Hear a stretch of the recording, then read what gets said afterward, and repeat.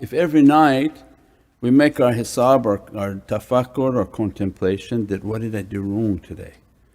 And be truthful and honest, what you said wrong, what you did wrong, the actions that were wrong, ask God's forgiveness.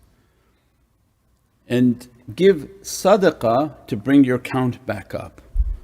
So then these are people whom they give sadaqah, they ask for forgiveness, the next day starts, the account is zeroed or plus.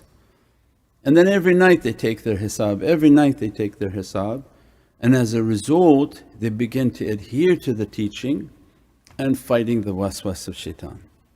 As a result of fighting the waswas of shaitan, Allah begins to unlock the spiritual hearing of the servant. And that's when they sit and they make their tafakkur and they begin to hear their reality talking to them. Not something complicated.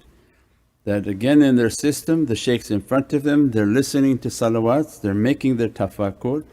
When Allah want to open the hearing for the servant, they will hear their reality teaching them. That your reality is always in Divinely Presence. It has all your coordinates. Why is it that you can't hear what your own coordinates are? Because we're busy with the shaitan.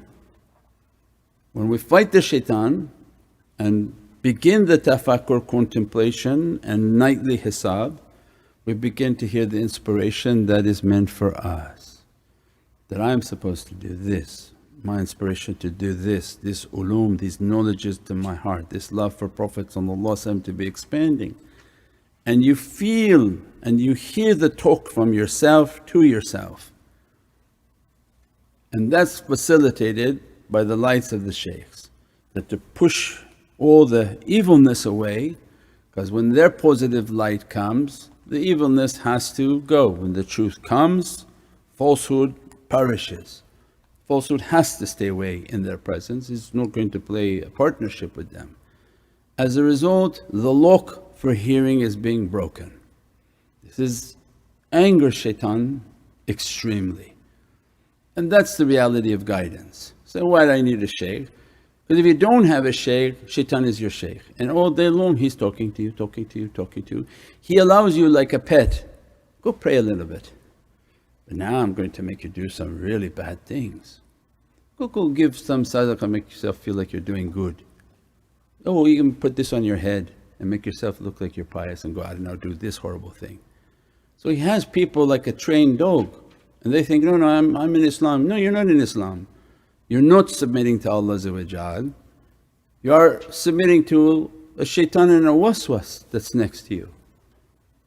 And you don't know it when all of a sudden you listen to yourself, you listen to yourself, you listen to yourself, and you end up in a really bad situation where you're angered, you're out on the streets, you're doing all sorts of ridiculous things. You say, you look at that person, how the heck did you get out there doing that? Why are you on this social media doing this, or on this social media saying this? This was Islam? This was guidance? Or shaitan finally got you, tied your feet and cow-tied you or hog-tied you and threw you down. So in these days of difficulty, there's not much time to experiment. That maybe you'll get it right in a few years or 5 years or 10 years. You may become so angered within a week and you go out and doing horrible things and thinking this is what Allah wants from you. But no, Allah doesn't want anything from us regarding outside, because everybody is responsible only for their grave, not the graves of others. But Allah wants from us is my grave. Is my grave in a good condition? Is my character in a good condition? Have I put out the fire within me? And if I think I'm doing that, put out the fire within my family, my loved ones and my children. As a result, is my home like a paradise or it's like hell?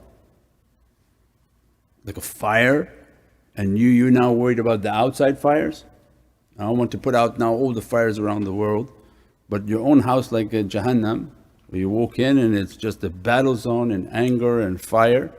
So when we have so many things to accomplish and to rid ourselves of these difficulties, so that to take this lock off. if the servant able to take this lock off, they're beginning to inherit from Yasin.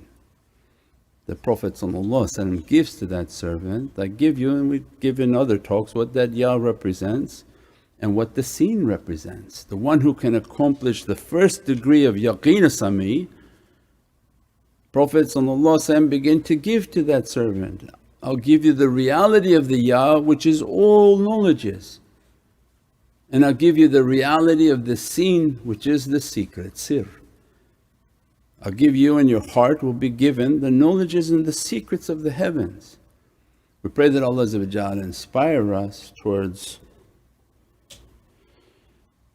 this goodness, to have good character in the midst of immense fires and difficulties and calamities, and to extinguish the fire within ourselves, within our families, within our loved ones. And that's what's important. And if everybody extinguishes their own fire, this world can become a beautiful place. But it won't be, because that's not the time it's in. But for us, it's each person has to be responsible for themselves to make their existence beautiful, their life to be beautiful, their families to be beautiful with peace and light and barakah and blessings, inshaAllah. Subhana rabbika rabbil izzati amma yasifun. والسلام على المرسلين والحمد لله رب العالمين بحرمة محمد المصطفى بسر سورة الفاتحة. شيخ يا رسول الكريم